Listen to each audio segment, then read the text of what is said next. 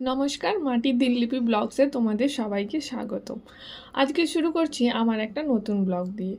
তো তোমাদের আগেও আমি বলেছিলাম না, একটা বাঙালি দোকান খুঁজে পেয়েছি যেখানে একদম বেঙ্গল থেকে আনা অথেন্টিক বাঙালি জিনিসপত্র পাওয়া যায়। এমনকি সপ্তাহে একদিন করে ফ্রেশ শাকসবজিও নিয়ে আসে। আর আমার কাছে এটা একদম সুবর্ণ সুযোগের মতো।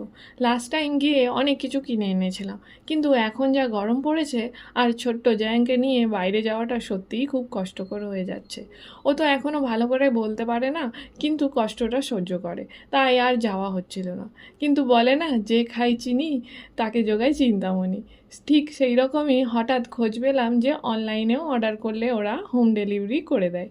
তো আজকে আমি অর্ডার করে ফেললাম অনেক কিছু। কলমি শাক, লাউ শাক, কচুরলতি, চাল কুমড়ো, বেল আর সেই গন্ধরাজ লেবু। এখন বসেছি সবগুলো পরিষ্কার করতে।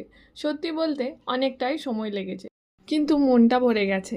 এত বছর পরে এই চেনা জিনিসগুলো চোখের সামনে দেখছি। তো কলমি শাক প্রায় 4 বছর পরে, লাউ শাক ওই 1-2 বছর তো হবেই, আর কচুরলতি সেই শেষ খেয়েছিলাম কলেজ টাইমে, প্রায় 10 বছর হতে যায়।